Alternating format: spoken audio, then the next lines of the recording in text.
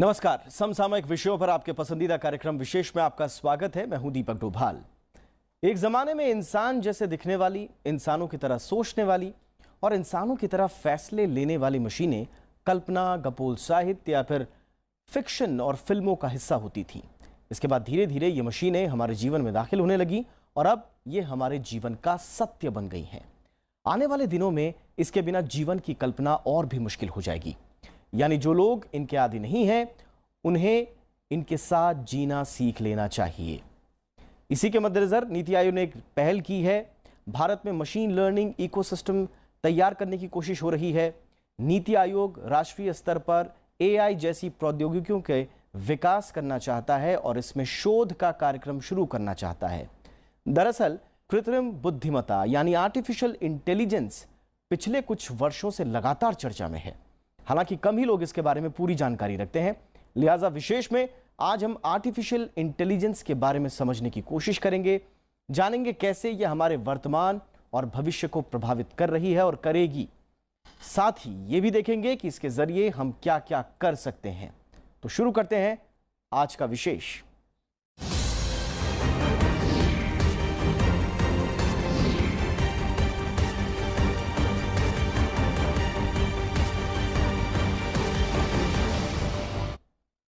तो artificial intelligence यानी कृत्रिम तरीके से विकसित की गई बौद्धिक क्षमता। मौजूदा दौर में आर्टिफिशियल इंटेलिजेंस का इस्तेमाल मानव निर्मित उन चीज़ों के लिए किया जाता है जिनमें खुद सोचने, समझने और सीखने की योग्यता हो गई है। यानी वो मशीन्स जो इंसान की तरह न सिर्फ सोच और समझ सकती हैं बल्कि हालात के हिसाब से खुद फैसला भी ले सकती हैं। हाल ही के दिनों में इनका इस्तेमाल बढ़ा है। अब कहा जा रहा है कि भविष्य में ये हर वो काम कर सकेंगी जो एक इंसान करता है।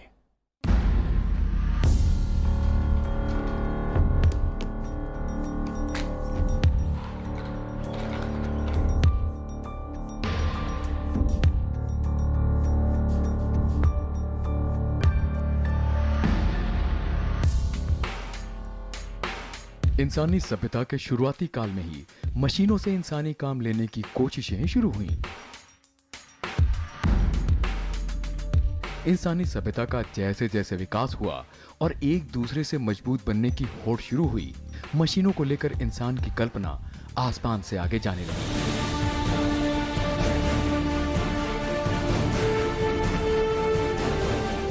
इंसान को उन देवताओं की तलाश थी जो सिर्फ मूर्ति में ना रहें बल्कि साक्षात प्रकट हो जाएं। बोतल से एक जिन्न निकले जो उसकी तमाम कामनाएं पूरी कर दे। उसके इर्द गिर्द ऐसे दास हों जो उसके सोचने से पहले उसका तमाम काम निपटा दें। समय के साथ इंसान ने खुद को इस लायक मानना शुरू कर दिया कि वो विज्ञान के जरिए अपनी कल्पनाओं को साकार कर सके। अगर आपको एक बेसिक एग्जांपल दिया जाए सड़क पे आर्टिफिशियल इंटेलिजेंस, सबसे इम्पॉर्टेंट शायद जिसको हम लोग देखेंगे एक आम आदमी के रूप में आर्टिफिशियल इंटेलिजेंस एक्शन में, वो होगा ड्राइवरलेस कार्स। यूएस के कई शहरों में एक टैक्सी कंपनी ने, जो इंडिया में भी काम करती है, उसने ड्राइवरलेस कार्स भेजनी शुरू कर दी। सो अगर आप उसकी ऐप पे कार मंगाएंगे तो उसका ड्राइवर पे लिखा होगा कंप्यूटर, तो वो कंप्यूटर खुद ड्राइव करके कार आता था। उसमें कोई स्टीयरिंग व्हील पे नहीं बैठता और कार अपने आप आपको आपके गंतव्य तक लेके चली जाती है। वो car laser, proximity sensor, GPS technology, इन सब से डेटा ले करके ये पता करती है कि कहीं टकरा ना जाए और आपकी डेस्टिनेशन चलती चली जाए। मशीनें इंसानों की तरह सोचने लगें और इंसानों के सारे काम करें, ये विचार भी आज का नहीं है। अलेक्जेंड्रिया में जन्मे ग्रीक विज्ञानी हेरोन ने पहली सदी में 100 से ज्यादा मशीन और ऑटोमेटा का वर्णन किया। इनमें एक फायर इंजन, एक विंड ऑर्गन, एक भाप से चलने वाली मशीन शामिल है। प्राचीन यूनानी कथाओं में यांत्रिक दास, नॉर्से कथाओं में मिट्टी के दैत्य, यहूदी कथाओं के मिट्टी के गोलेम हैं। हमने पिग्मेलियन की उस मूर्ति के बारे में पढ़ा है जो जिंदा हो गई थी। यूनानी गणितज्ञ तेरेनतम ने एक भाप से चलने वाली यांत्रिक चिड़िया की कल्पना की जिसे पिजन या कबूतर कहा। 1088 में चीन में जन्मे सुसोंग ने एक ऐसा घंटा घर बनाया जिसमें एक यांत्रिक मूर्ति हर 1 घंटे पर घंटा बजाने का काम करती थी। इंसान जैसे रोबोट का पहली बार जिक्र इब्न अल जजरी ने किया। अल जज़री ने 110 से ज्यादा यंत्र बनाने के तरीके बताए, जिनमें शाफ्ट और गियर के जरिए रफ्तार, चाल और गतिविधियां नियंत्रित की जा सकती थीं। अल जज़री ने पहली बार उस रोबोट जैसे यंत्र के बारे में बताया जो इंसान जैसा दिखता है। द मेन इंटेंट जो होती है एक आर्टिफिशियल सिस्टम बनाने की is to make life of every individual easy, fun, loving, और उसको फैसिलिटेट करने के लिए हम मशीन की हेल्प लेते हैं। So in whole this is the whole concept. लेकिन रोबोट या मशीन इंसान संचालित करता है। इंसान ने इससे आगे सोचना शुरू किया। इंसान ऐसी मशीनें चाहता था जो खुद सोचें, हालात के हिसाब से निर्णय लें, चीजों को इंसान की तरह महसूस करें। 1950 के आसपास आर्टिफिशियल इंटेलिजेंस पर काम शुरू हुआ। हालांकि इसके बाद सोचने वाली मशीनों को लेकर इंसान के दिल में तमाम तरह के खौफ भी आए। 1984 में जेम्स कैमरून की फिल्म द टर्मिनेटर में सोचने वाली मशीनों को दिखाया गया।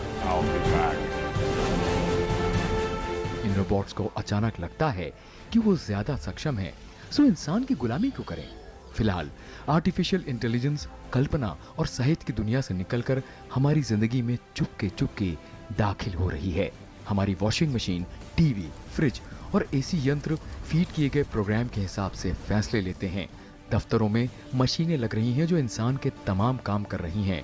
रोबोट्स अब मशीन नहीं रह गए हैं, वो हमारी तरह सोचने लगे हैं, चीजों को महसूस करने लगे हैं, इंसान की तरह व्यवहार कर रहे हैं।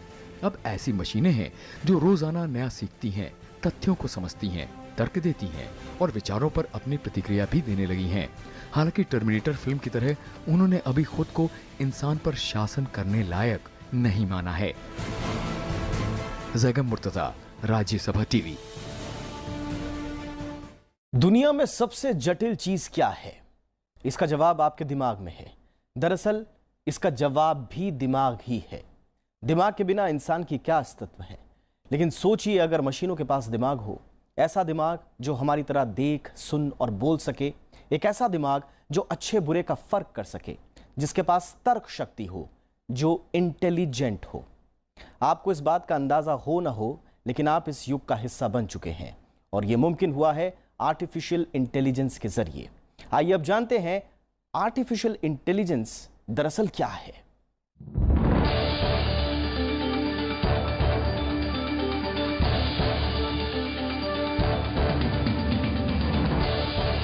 आप फेसबुक इस्तेमाल करते हैं तो आपको सजेस्टेड फ्रेंड्स की सूची हमेशा मिलती होगी। सवाल यह है कि वो कौन है जो आपको नए दोस्तों के बारे में सुझा रहा है। आप इंटरनेट पर काम कर रहे हैं और अचानक आपकी स्क्रीन पर आपके पसंदीदा जूतों और कपड़ों की सेल के ऑफर मिलने लगते हैं। सवाल यह है कि वो कौन है जो आपकी पसंद नापसंद के बारे में पूरी जानकारी रखता है। आपने अपने दोस्तों को एप्पल फोन पर सीरी से बात करते हुए सुना होगा। सवाल यह है कि एक फोन आपके सवालों का जवाब कैसे दे रहा है। यह सब आर्टिफिशियल इंटेलिजेंस का हिस्सा है। अगर आप सोचते हैं कि दोस्तों से चैटिंग करते हुए, कोई वीडियो देखते हुए या गूगल पर कुछ सर्च करते हुए आप अकेले हैं, तो आप बिल्कुल गलत हैं। दरअसल इंटरनेट की इस आभासी दुनिया में आपके साथ हर वक्त सैकड़ों एल्गोरिदम्स और लाखों कोड्स मौजूद रहते हैं। ये आपको सुनते हैं, समझते हैं और आपसे बात भी करते हैं।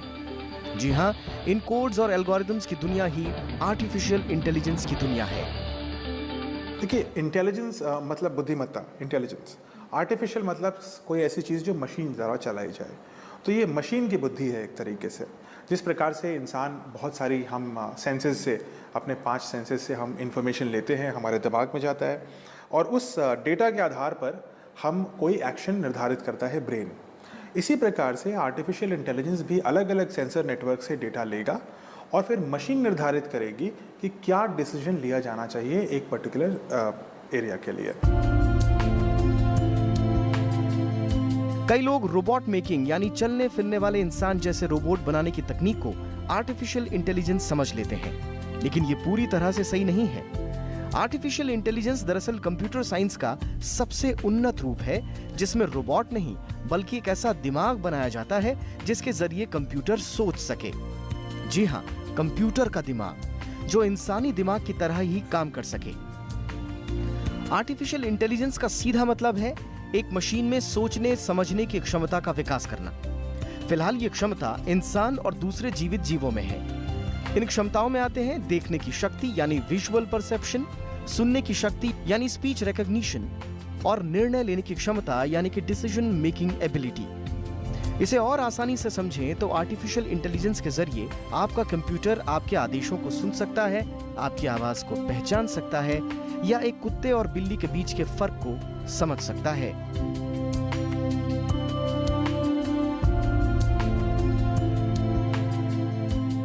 अब सवाल यह है कि आर्टिफिशियल इंटेलिजेंस होती कैसे है। इसके लिए जो तकनीक इस्तेमाल होती है वो है मशीन लर्निंग। मशीन लर्निंग यानी मशीन या कंप्यूटर को सिखाने की तकनीक।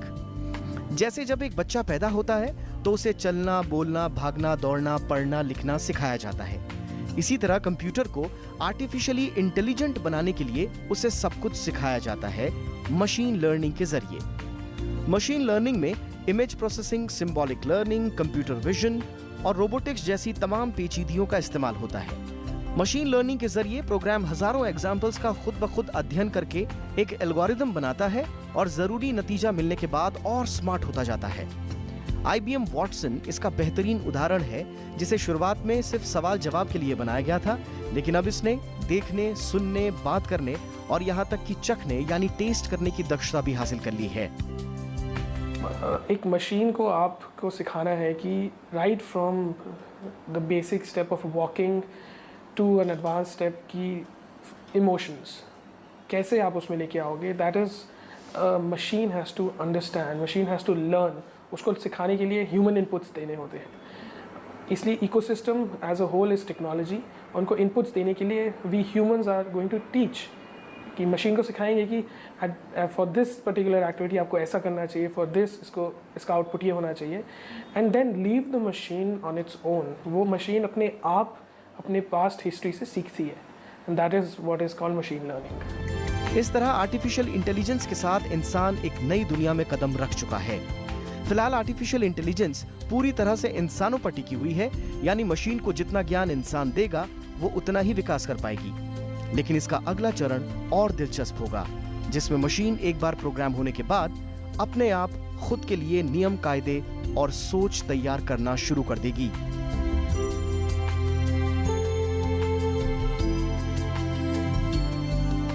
Bureau report, Rajya Sabha TV. इंसान ने अपनी बुद्धि से कई नामुमकिन चीजों को मुमकिन बना दिया। 1950 के दशक में शुरू हुआ आर्टिफिशियल इंटेलिजेंस का सफर 7 दशकों में काफी आगे पहुंच गया और अब इंसान अपने सहयोगी और सहायता के लिए आर्टिफिशियल इंटेलिजेंस के नए नए तरीकों का विकास करने में लगा हुआ है। और इसके लिए हमेशा याद किए जाएंगे जॉन मैकार्थी, वो शख्स जिन्होंने आर्टिफिशियल इंटेलिजेंस की अवधारणा दुनिया के सामने रखी। लेकिन तब से लेकर अब तक काफी कुछ बदल चुका है, इसलिए आइए इस AI के सफर पर आपको लिए चलते हैं। 1950 के दशक में अमेरिका के डार्टमाउथ कॉलेज के कंप्यूटर वैज्ञानिक जॉन मैकार्थी और उनके कुछ दोस्तों को ये जिज्ञासा हुई कि क्या कोई मशीन या कंप्यूटर वैसा ही सब कुछ कर सकता है जिस तरह हम इंसान करते हैं, और यही सोच आर्टिफिशियल इंटेलिजेंस के इजाद का कारण बना। साल 1955 में जॉन मैकार्थी ने अपने दोस्तों मार्विन मिन्स्की, हर्बर्ट साइमन और एलन नेवेल के साथ मिलकर आर्टिफिशियल इंटेलिजेंस पर शोध करना शुरू किया। साल 1956 में जॉन मैकार्थी ने अपने कॉलेज में एक कार्यशाला का आयोजन किया और पहली बार आर्टिफिशियल इंटेलिजेंस शब्द का जिक्र किया। इसीलिए जॉन मैकार्थी को आर्टिफिशियल इंटेलिजेंस का जनक या संस्थापक माना जाता है। जॉन मैकार्थी ने जब इस पर काम करना शुरू किया उस वक्त तकनीक इतनी विकसित नहीं थी, लेकिन समय के साथ तकनीक, एल्गोरिदम, कंप्यूटरिंग पावर और स्टोरेज में सुधार के चलते आज आर्टिफिशियल इंटेलिजेंस काफी लोकप्रिय और कामयाब हो गया है।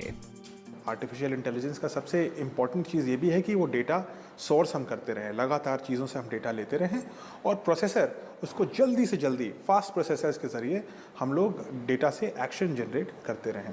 तो बहुत सारे सेक्टर्स में अब इसका एप्लीकेशन किया जा रहा है और आने वाले समय में हमारा ये मानना है कि लगभग सभी सेक्टरों में AI और AI से जो जनरेटेड रोबोटिक टेक्नोलॉजी है वो टेक ओवर करेगी। 1950 के दशक में शुरू हुए आर्टिफिशियल इंटेलिजेंस को असली पहचान 1970 के दशक में मिली, जब जापान ने इस ओर पहल की।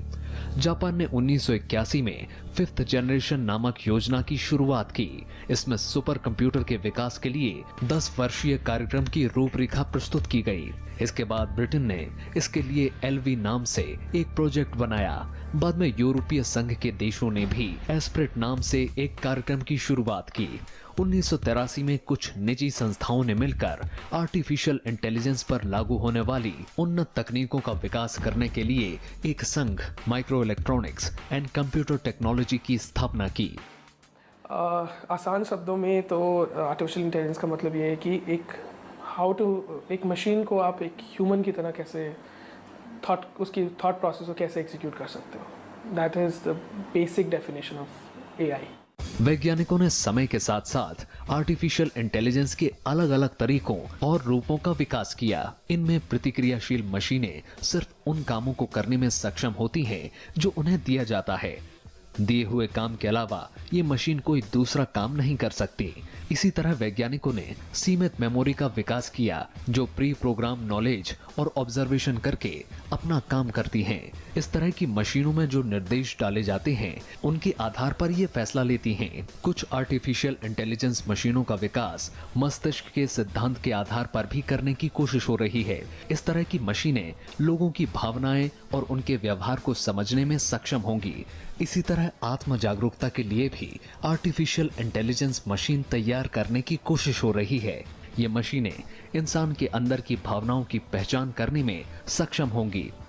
बहुत अंतर नहीं है वैसे एक इंसान के डिसीजन लेने और एक आर्टिफिशियल इंटेलिजेंस के डिसीजन लेने में।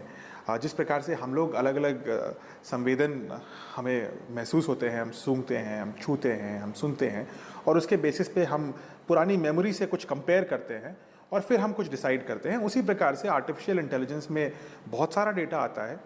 उस डेटा को हैंडल करने का एक तरीका उसके अंदर पहले से प्रोग्राम्ड होता है और जब वो मैच होता है या जितने परसेंट मैच होता है उसके हिसाब से आर्टिफिशियल इंटेलिजेंस अपने टास्क को आगे बढ़ाती है। जैसे जैसे कंप्यूटर साइंस और तकनीक में विकास हो रहा है वैसे वैसे आर्टिफिशियल इंटेलिजेंस के क्षेत्र में भी नए नए प्रयोग हो रहे हैं। आने वाले दिनों में हमें आर्टिफिशियल इंटेलिजेंस के क्षेत्र में कई चीजें देखने को मिल सकती हैं। Bureau report, Rajya Sabha TV. Digitalisation के बाद आर्टिफिशियल इंटेलिजेंस का महत्व काफी बढ़ गया है। जिन कामों को करने में इंसान को महीनों लग जाते हैं उन कामों को आर्टिफिशियली इंटेलिजेंट मशीनों के जरिए काफी कम समय में किया जा सकता है। और यही वजह है कि आज हेल्थ, मैन्युफैक्चरिंग, खुदरा क्षेत्र, खेल, स्पेस या बैंकिंग जैसे हर क्षेत्र में आर्टिफिशियल इंटेलिजेंस की मांग बढ़ती जा रही है। आइए देखते हैं किन किन क्षेत्रों में आर्टिफिशियल इंटेलिजेंस के जरिए इस्तेमाल हो रहा है और कहां इसका इस्तेमाल किया जा सकता है।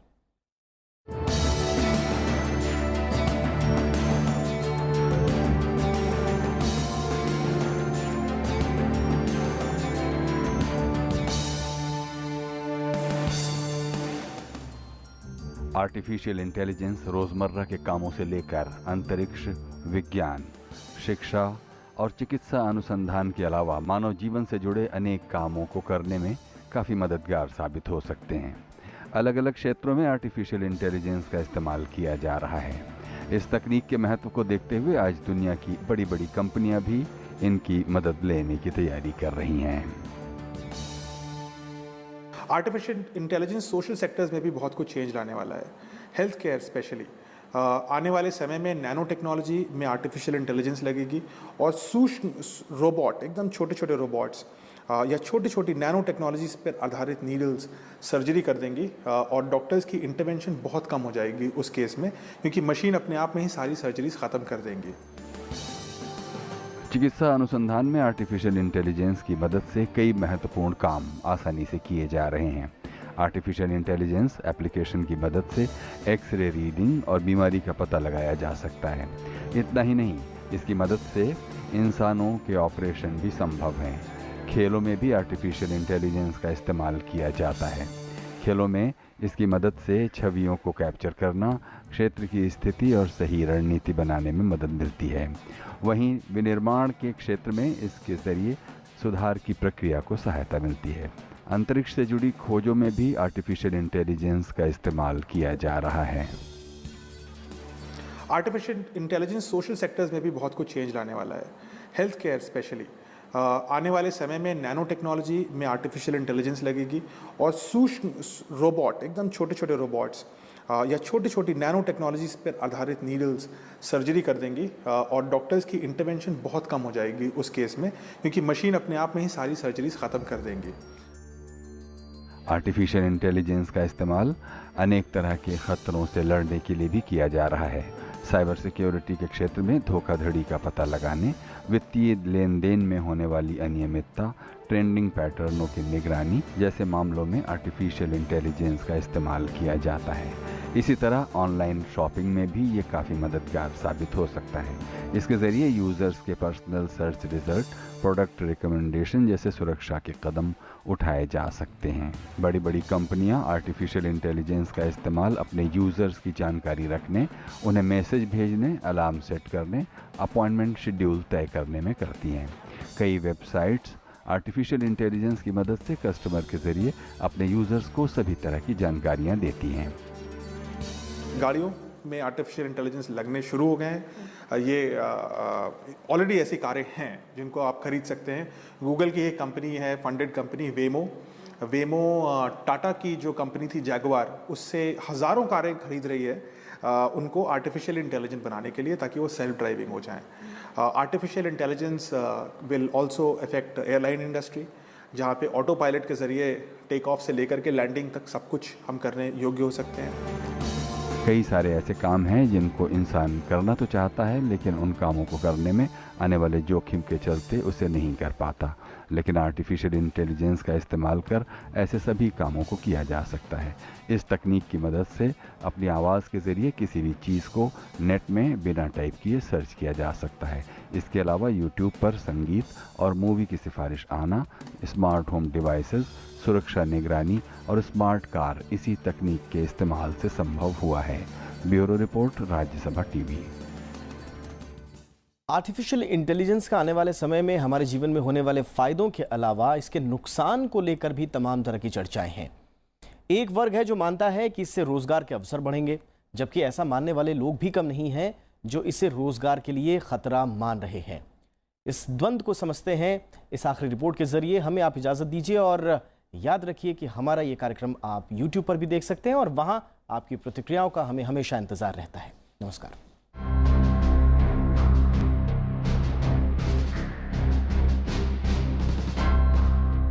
मिट्टी की खुदाई में इस्तेमाल होने वाली एक जेसीबी मशीन दिन भर में औसतन 250 मजदूरों जितना काम कर लेती है। इसी तरह आदर्श हालात में एक एटीएम या चेक कलेक्शन मशीन दिन भर में 2 से 3 बैंक क्लर्क्स जितना काम निपटा देती है। इनकी देखरेख पर जितना खर्च आता है वो एक औसत मजदूर जितना ही है। इस लिहाज से मशीन कई इंसानों के हिस्से का काम ही नहीं करती, बल्कि उनके लिए काम के अवसर घटा भी देती है। ऐसे में मशीन बना मानव की बहस फायदे नुकसान की जमा जोड़ पर आकर ठहर जाती है। अब इसका एक नेगेटिव इम्पैक्ट ये है कि रोज़गार पे इसका नेगेटिव असर ऑलरेडी हमें दिखने लगा है। ऑटोमेशन, आर्टिफिशियल इंटेलिजेंस और रोबोटिक्स की वजह से बहुत सारे सेक्टर्स इफ़ेक्ट हो रहे हैं, और ना सिर्फ ऐसे सेक्टर्स जिसको बोलते हैं ब्लू कॉलर लेबर, यानी कि जो लेबर फिजिकल लेबर वाले हैं, ना सिर्फ वो इफ़ेक्ट हो रहे हैं, बल्कि इवन वाइट कॉलर लेबर जैसे जो आईटी सेक्टर में जो प्रोफेशनल काम करते हैं वो भी इफेक्ट होने शुरू हो चुके हैं ऑलरेडी। और पिछले साल से ही हम सुन रहे हैं कि बहुत सारी कंपनीज में जॉब कट्स हो रहे हैं आईटी सेक्टर से। आर्टिफिशियल इंटेलिजेंस को लेकर भी इसी तरह के डर जताए जा रहे हैं। कहा जा रहा है कि जब इंसान का सारा काम मशीन ही कर लेंगी तो इंसान क्या करेंगे। जवाब में जानकार कहते हैं कि इन मशीनों की देखरेख, इनकी मरम्मत, निर्माण और बिक्री का काम तो इंसान ही करेंगे, यानी ये मशीनें इंसान की भूमिका में बदलाव करेंगी। ऐसे में संकट उन लोगों पर है जो समय के हिसाब से बदल नहीं पाएंगे। यानी बाजार में टिकना है तो कुशलता और तकनीक से दोस्ती जरूरी है। जो इन बदलावों को नहीं समझ पाएंगे वो मशीन से मात खाकर बेरोजगार हो जाएंगे। एक आर्टिफिशियल इंटेलिजेंस को बनाने में ही इतने ह्यूमन रिसोर्सेज की ज़रूरत होगी कि हमें पिंच नहीं करेगा, कि बिकॉज इतने सारे लोग इन्वॉल्व होंगे उस चीज़ को बनाने के लिए, and when so many people are involve तो एक आउटपुट जब निकल के आता है तो पीपल इन्जॉय। सो एंड एक बार आप एआई सिस्टम बना लो, उसको मेंटेन करना पड़ता है, जैसे अपनी बॉडी को मेंटेन करना पड़ता है।